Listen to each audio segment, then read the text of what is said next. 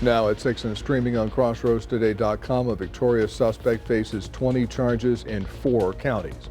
A suspect in custody in Calhoun County is also a suspect in multiple burglaries in Palacios. And almost 80 people were arrested at Monday's protest at the University of Texas, Austin. Another sunny, warm day. The isolated showers are expected around here for the next couple of days. Tonight, big stuff out in far west Texas. We'll be taking a look at that coming up in a moment. And the West Warriors have waited 7 years to have a playoff baseball team. We spoke to 7 seniors, here from 2 of them coming up in sports. You're watching 25 News now at 6. Good evening and thank you for joining us. I'm Don Brubaker. Karina Garcia has the night off. The court date for the man accused in the Amanda Johnson murder was reset again. Fernando Acosta Jr. is indicted in the crime. The new date is set for June 20th at 1:30 p.m. at the Matagorda County Courthouse. Acosta turned himself in to the Matagorda County Jail and is now out on bond. Bond was set at $500,000. On Sunday, April 18th, 2021, the Matagorda County Sheriff's Office found human remains in a burned-out 2018 Ford Explorer. The remains were identified as Amanda Johnson.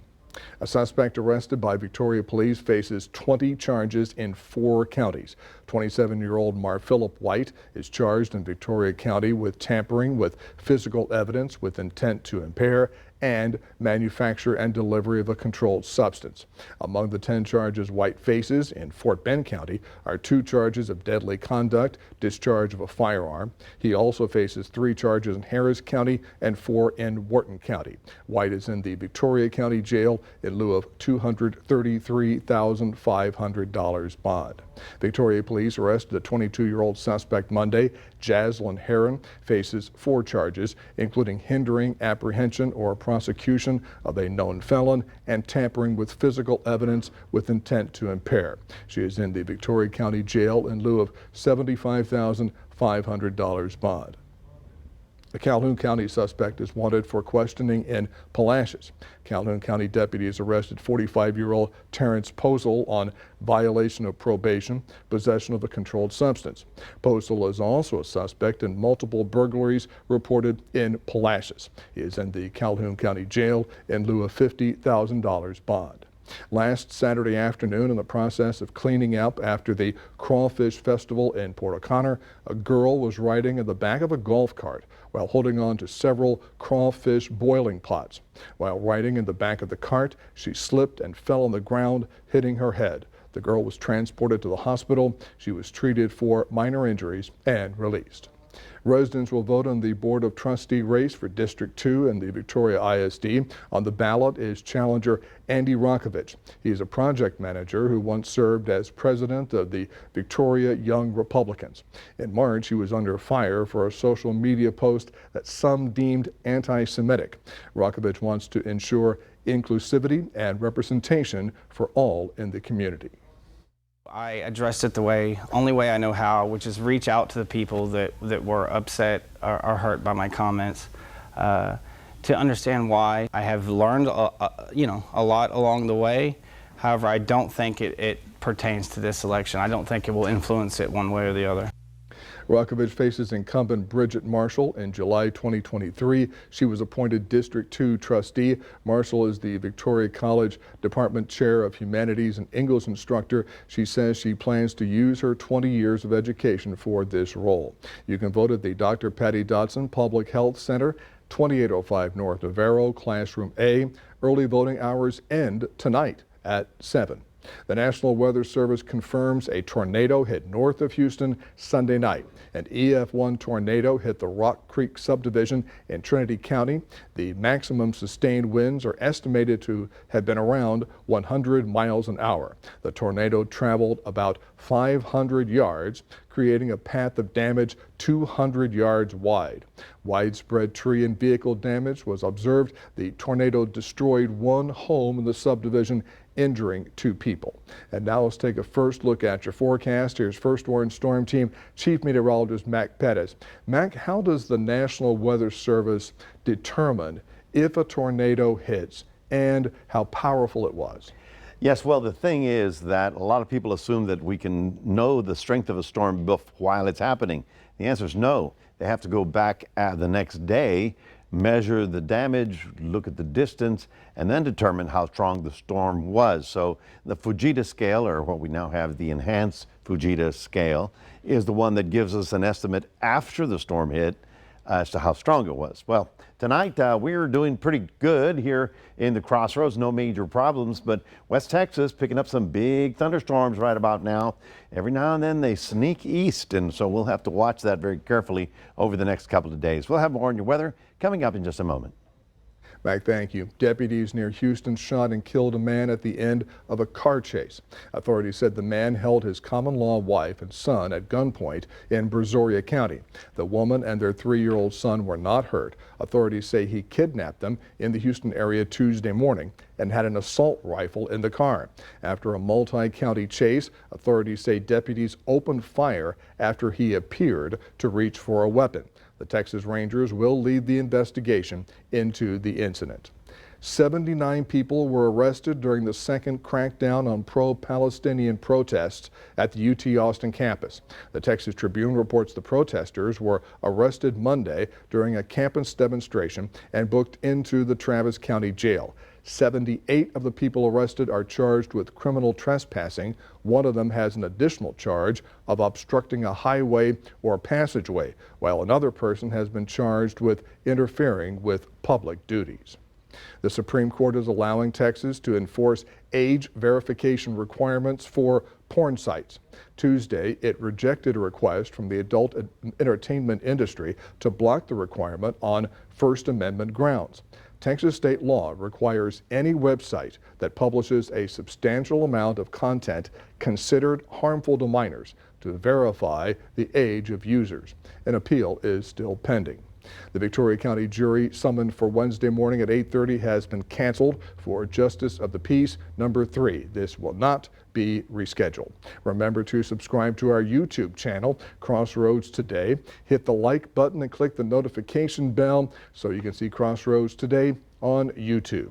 Stay with us. Coming up on 25 News now at 6, we will have the amount of money stolen from elderly people in scams last year in the U.S. And that's our viewer poll tonight. Also ahead, help comes after an Oklahoma school is leveled by a tornado.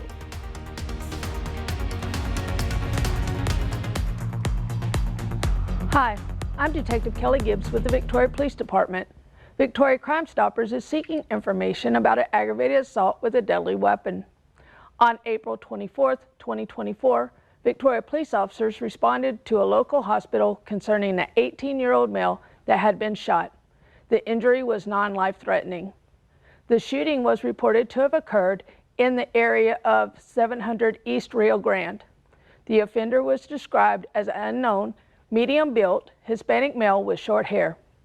If you have any information about this aggravated assault with a deadly weapon, please call Victoria Crime Stoppers at 361-572-4200. You can also submit a tip by using the P3 Tip app on your Android or Apple device, or by visiting our website at www.crimestoppersvictoria.com. All tips are anonymous, and if you give information that leads to an arrest or charges being filed, you could earn a cash reward. With Victoria Crime Stoppers, I'm Detective Kelly Gibbs.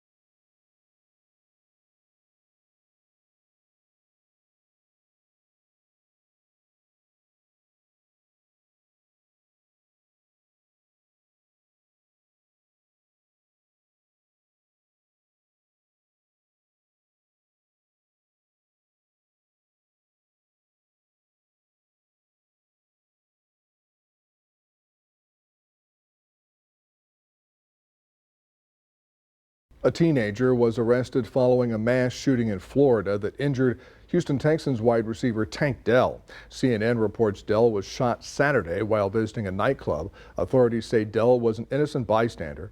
During the fight, a 16-year-old pulled out a handgun and started shooting at a crowd of people. It is believed that at least 10 people, including Dell, were shot and injured. The number of older Americans who are victims of fraud is on the rise. Americans over the age of 60 had roughly $3.5 billion stolen in fraudulent schemes last year. The FBI's Elder Fraud Report shows that's an 11% hike from 2022. The report also says the average older person scammed lost close to $34,000. In a way to fight these scams, the FBI has set up a recovery asset team which can help freeze funds. Here's your viewer poll this evening. Scan that QR code on your screen to vote now. Here's the question. Do you think enough is being done to protect older Americans from financial scams? As you can see, our voters say overwhelmingly 99 to 1% no. We thank you for voting. We want to hear from you. Come to crossroadstoday.com/vote to take part, and I will have an update on 25 News Now at 10. An Oklahoma school gets help after tornado damage. Another school loaned them buses just to get to a track meet.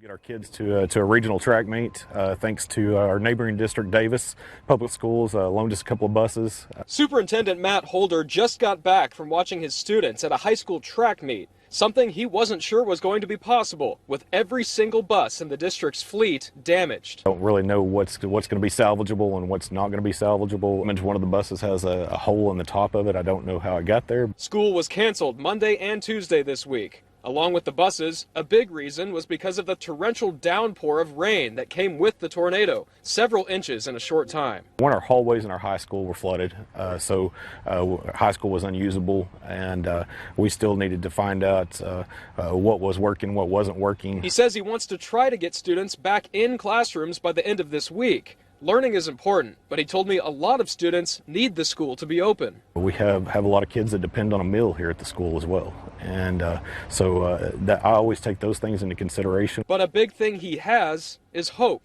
Listen to how many school districts have reached out to him offering to help. I would say well over 200, and that's a guess. 200 school districts? Yes. And Sulphur, Oklahoma, is a town of about 7,000 people, so it's a small little community, and it's wonderful that people are beginning to help right about there. We are at 83 degrees right about now, a warm, rather humid day, wouldn't you say? We were looking to turn that corner on summertime, and it looks like it's here. 88 was our official high, not a record, but certainly above average for this time of year. We'll be taking a look at the West Texas thunderstorms and the chance for us to get any sea breeze showers coming up in just a few minutes.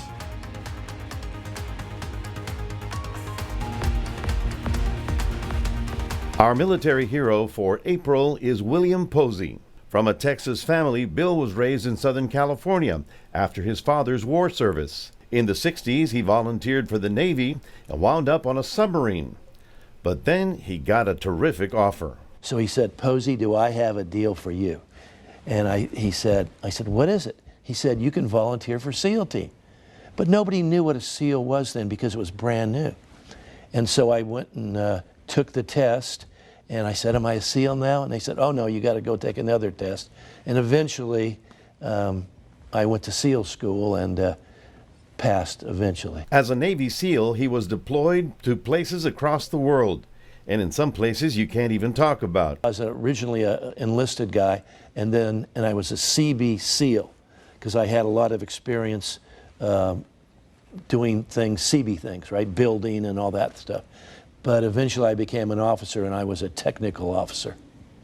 And so. But you had a specialty. I had a specialty, and that's a technical side of SEAL team. Mortars, how to fix things, how to do our daily grind, and you know, that worked out very well for me. One of his most meaningful assignments was the recovery of the Apollo 12 space capsule. So your job at that moment was to latch a safety latch on it? We carried a parachute. I carried a parachute right here in my chest.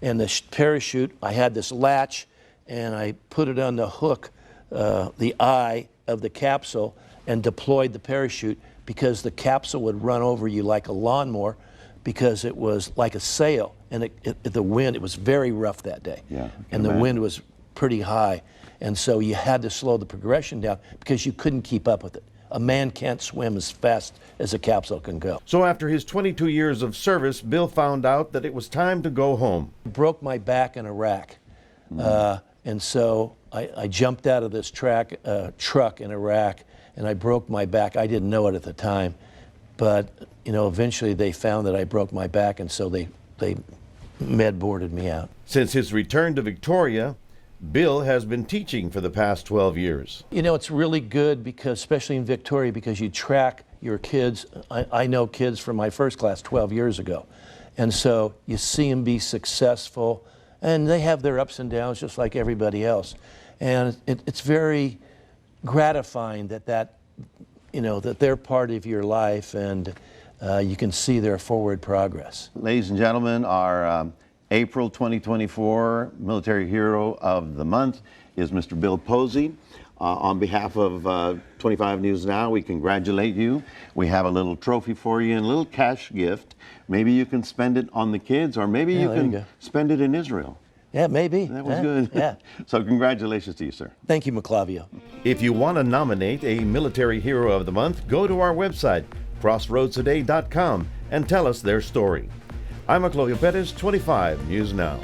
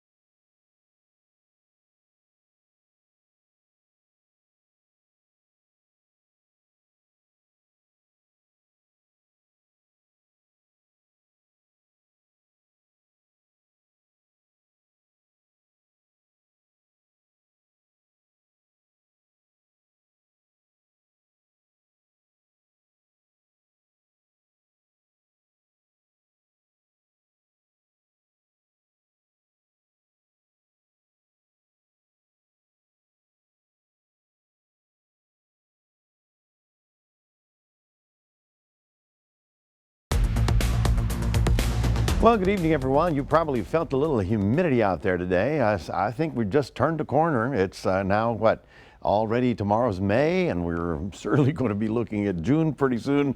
So summertime temperatures are beginning to feel in the Crossroads. Now, no shower activity around the area today. I expected something to pop because at this time of year we get what we call the sea breeze showers. The land is heating up. You can see how it's getting into 90 degrees.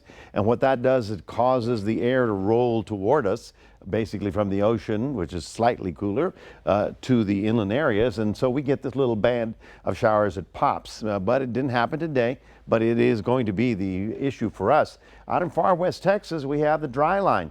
This side of the state is very humid, lots of moisture in the air, but on the other side it's dry and very hot. And that boundary line does not mix the air well, so it is a source of triggering for big storms. And you can see that line from Oklahoma all the way down to West Texas and into the mountains of northern Mexico, and basically all the way up into the Central Plains. This is the old storm that caused the huge problems over the weekend. Talk more about that in a minute. Let's take a look at that storm out in West Texas, because you can see how they've got the purple tops. When you see purple tops, you can pretty well agree or be assured that there's thunder, or rather hail under that. As a hail core, you can see that. And so they did report some hail around the Midland area as well. And so it's going to be, shall we say, we've got to watch these. The problem is when they get really tall, the upper winds, which are basically flowing from west to east, pick them up and start moving them in this direction. I've had many forecasts that were busted because of that. No storms here, but they fired over there and then they rolled into our area. So we're just going to be watching that for the next couple of days, because that whole thing is slowly creeping toward us. All of this in yellow is a severe thunderstorm watch for much of West Texas, the Panhandle up into Oklahoma, and of course the warnings in those orange areas where the big stuff is occurring right about now. This is over the weekend. Remember that storm Sunday? East Texas, Groverton, Texas. Actually, they came in with a report now that we finally saw, I saw, of 10.5 inches that they had on Sunday. So many of the rivers and streams in East Texas are absolutely flooded or at bank full. And you heard that Lake Livingston is they're releasing water out of it because there's so much coming down into it, and that's not well, by the Houston Intercontinental Airport up there in the Piney Woods.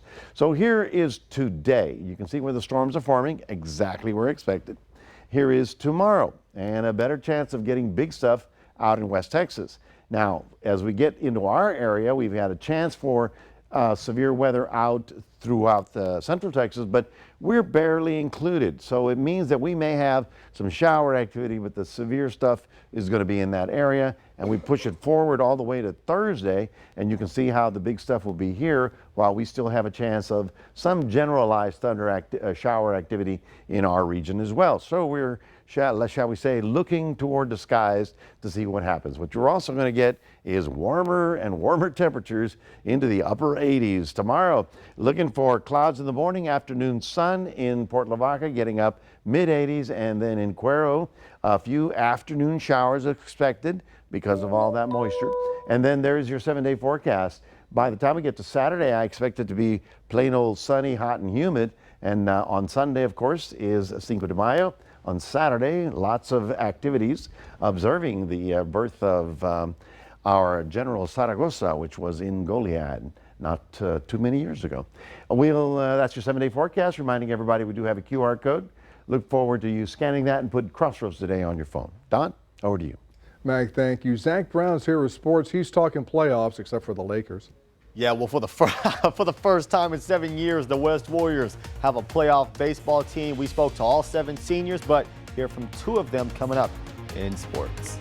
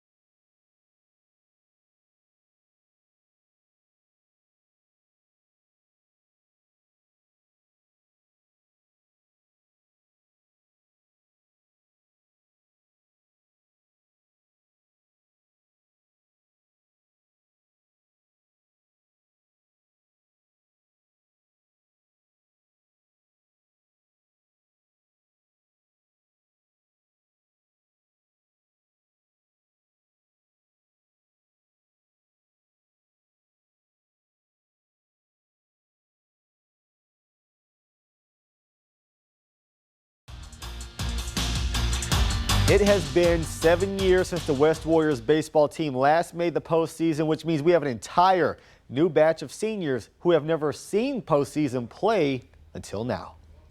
It was amazing because Yeah, again, we haven't been to the playoffs since 2017, and it feels good to just finally make our appearance back into it. And with my boys, I feel like we have a real strong team to actually make it far in the playoffs. Doing it senior year, it just feels right. You know, going out with a bang. You know, and especially with all the young talent that we do have, you know, on our team, it just helps every, you know, upper and underclassmen where, you know, we built the bonds where we can trust each other on the field and off of it. So it feels nice.